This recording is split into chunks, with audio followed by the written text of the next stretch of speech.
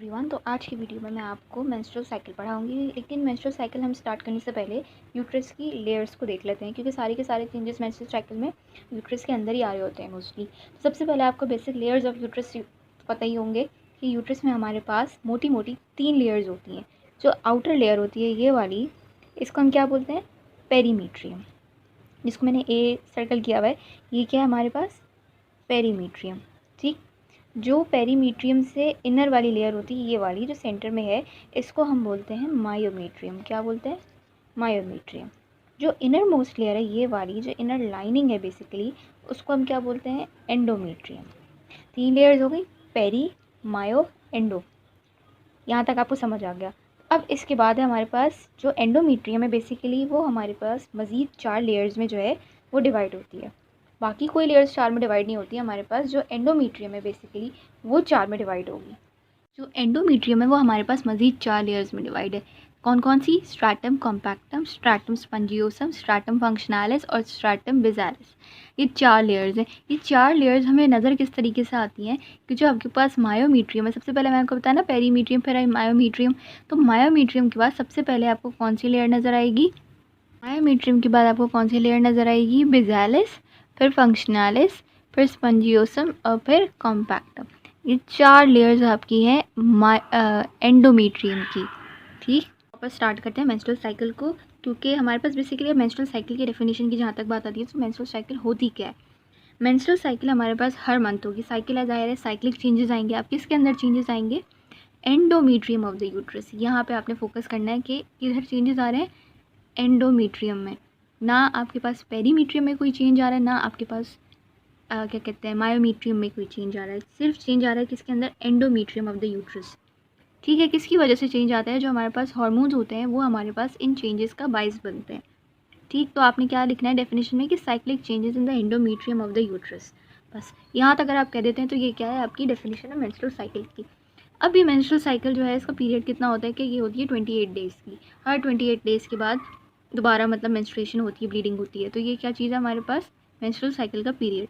किसी किसी में ये ज़्यादा भी हो सकता है, मतलब 34 डेज़ भी जा सकता है, और किसी किसी में 21 डेज़ भी बहुत कम, रेयर है लेकिन हो जाता है लोगों में। हमारे पास अब मेंस्ट्रुअल साइकिल की फेजेस की बात करते हैं। तो हमारे पास 3 फेजेस होते हैं मेंस्ट्रुअल साइकिल के: प्रोलिफरेटिव फेज, सेक्रेटरी फेज और मेंस्ट्रुअल फेज। अच्छा, ये क्या होता है हमारे पास ये जो 3 फेजेस हैं ये 3 हमारे पास यूट्रस के अंदर हो रहे होंगे, और जो आपको मैंने ओवुलेटरी साइकिल पढ़ाई थी तो वो ओवरी के अंदर हो रहे होते हैं चेंजेस। और ये दोनों चीज़ें साइड बाय साइड चलती हैं। यहाँ पे क्या कहते हैं, यूट्रस के अंदर मेंस्ट्रुअल साइकिल चल रही होती है, और ओवरी के अंदर ओवुलेटरी साइकिल चल रही होती है। तो सबसे पहले हम देखते हैं किसको? प्रोलिफरेटिव फेज़ को। प्रोलिफरेटिव फेज़ का दूसरा नाम है हमारे पास पोस्ट मेंस्ट्रुअल फेज़ या एस्ट्रोजन फेज़। जी, post menstrual phase, pre menstrual phase नहीं, पोस्ट मेंस्ट्रुअल फेज़। आप यहाँ से देख सकते हैं कि मेंस्ट्रुएशन के बाद वाला फेज़ है।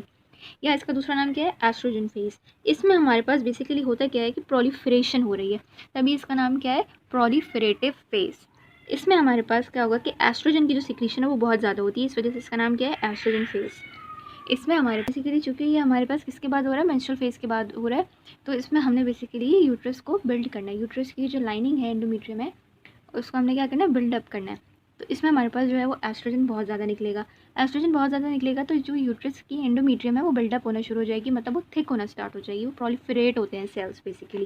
कौन से सेल्स प्रोलिफरेट होते हैं? आपके पास स्ट्रोमल सेल्स और आपके कौन से सेल्स? Epithelial cells. ये 2 सेल्स जो हैं आपके वो प्रोलिफरेट होते हैं और हमारी एंडोमीट्रियम को री-एपिथेलाइज कर देते हैं, मतलब उसकी एपिथेलियम को बिल्डअप करना शुरू कर देते हैं।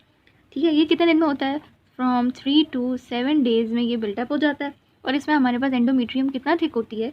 3 to 5 mm जो है ये क्या होती है? थिक होती है। और ये सबसे ज़्यादा थिक इसी फेज़ में होती है, इसके बाद ये थिक नहीं होगी। इसमें जितना थिक होना है वो इसी में थिक होगी। किस फेज़ में थिक होगी? प्रोलिफरेटिव फेज़ में। यहाँ तक आपको समझ आ गया होगा, आई होप सो। नेक्स्ट हमारे पास कौन सा फेज़ होता है? Secretory phase. सिक्रीटरी फेज़ क्या है?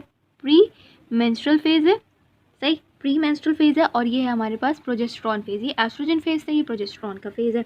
इसमें हमारे पास क्या होता है कि जो हमारे पास एंडोमीट्रियम के ग्लैंड्स होते हैं, जो वेसल्स होती हैं बेसिकली, वो बिल्टअप हो रही होती हैं, वो मतलब नरिश हो रही होती हैं, उनकी डेवलपमेंट हो रही होती है। इसमें एंडोमीट्रियम आपको कितनी थिक मिल सकती है? 6 to 5 mm आपको थिक मिल सकती है।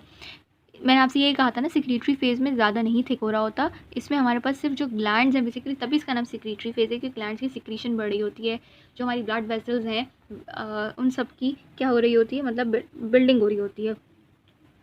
इसमें हमारे पास और कुछ ऐसा नहीं, और किसके अंडर हो रहा होता है, प्रोजेस्टेरॉन के इन्फ्लुएंस की वजह से हो रहा होता है।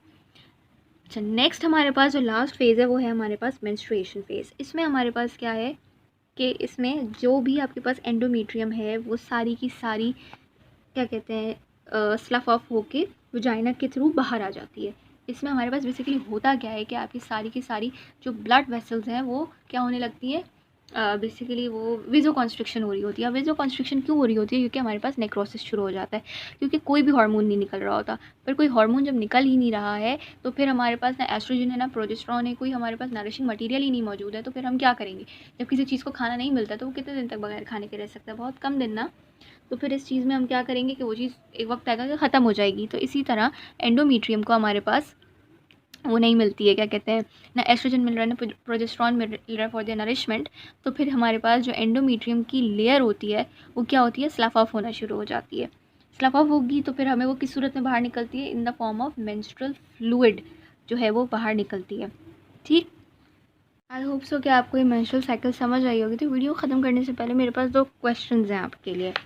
ठीक है, पहला क्वेश्चन ये है कि ये जो 2 क्वेश्चंस हैं ये मोस्टली आपसे वाइवा में तो बहुत ज़्यादा एमसीक्यूज़ में और रिटन में पूछ सकते हैं ये आपसे, तो आपको इसका आंसर पता होना चाहिए। ठीक है, तो सबसे पहला क्वेश्चन हमारे पास क्या है कि layer of endometrium shed during menstruation. इसलिए मैंने आपको पहले लेयर्स ऑफ यूट्रस पीछे पढ़ाए हैं। मैंने आपको बताया था 3 लेयर्स हैं यूट्रस की। एक है आपके पास पेरीमीट्रियम, फिर मायोमीट्रियम, फिर एंडोमेट्रियम, ये 3 लेयर्स थी यूट्रस की। तो यूट्रस की जो लेयर शेड होती है वो होती है हमारे पास ड्यूरिंग मेंस्ट्रुएशन एंडोमेट्रियम शेड होती है। लेकिन एंडोमेट्रियम की मैंने आपको पढ़ाई 4 लेयर्स, एक फंक्शनैलिस, बेसालिस, कॉम्पैक्टम और स्पंजियोसम। इन 4 लेयर्स में से सिर्फ एक लेयर होती है जो कि शेड होती है ड्यूरिंग मेंस्ट्रुएशन। तो उसका आंसर आपने मुझे नीचे कमेंट सेक्शन में बताना है। तो आपने मुझे क्या बताना है कि एंडोमेट्रियम की कौन सी लेयर, मैंने आपसे ये नहीं पूछा कि यूट्रस की कौन सी लेयर, क्योंकि यूट्रस की तो मेन 3 लेयर्स हैं। उन मेन 3 लेयर्स में से भी जो एंडोमेट्रियम है, मैंने आपको इतना बता दिया कि एंडोमेट्रियम शेड होती है। लेकिन एंडोमेट्रियम की भी कौन सी लेयर शेड होती है ये आपने मुझे कमेंट सेक्शन में बताना है। अच्छा, लास्ट क्या क्वेश्चन है हमारा, वो ये है कि जो मेंस्ट्रुअल फ्लूइड है या मेंस्ट्रुअल ब्लड है, आप जो भी कह लें उसको, वो क्लॉट नहीं होता है। ठीक है, अब पहले तो मैं आपको ये बता रही हूँ कि वो क्लॉट नहीं होता है। ठीक है, अगर कोई ये बोलेगा वो क्लॉट होता है तो फिर वो अलग बात है, लेकिन वो क्लॉट नहीं होता है। तो वो क्लॉट क्यों नहीं होता, ऐसा क्या है जो उस मेंस्ट्रुअल फ्लूइड के अंदर है, जो मेंस्ट्रुअल फ्लूइड है वो क्लॉट नहीं होता है। क्योंकि आपको पता है कोई भी ब्लड अगर जैसे कहीं पे भी रप्चर होता है तो फिर क्या होता है, ब्लड की क्लॉटिंग स्टार्ट हो जाती है, क्योंकि हमारी ब्लड में ऑलरेडी क्लॉटिंग फैक्टर्स मौजूद हैं। जब भी हमें चोट लगती है तो यही होता है ना कि ब्लीडिंग स्टार्ट होती है और फिर स्कार बन जाता है क्योंकि क्लॉटिंग हो जाती है। तो क्या वजह है कि मेंस्ट्रुअल फ्लूइड जो है वो क्लॉट नहीं होता है। तो इसका आंसर भी आप मुझे कमेंट सेक्शन में बताएंगे क्वेश्चन 1 और क्वेश्चन 2 करके। ठीक है, आपको कोई भी प्रॉब्लम हो किसी भी टॉपिक में तो आप मुझे कमेंट सेक्शन में ज़रूर बताएं, मैं आपकी क्वेरी को ज़रूर सॉल्व करने की कोशिश करूँगी। अगर आपको ये वीडियो पसंद आई हो या कोई भी प्रॉब्लम हो तो मुझे कमेंट सेक्शन में ज़रूर बताएं। अगली वीडियो तक के लिए अल्लाह हाफ़िज़।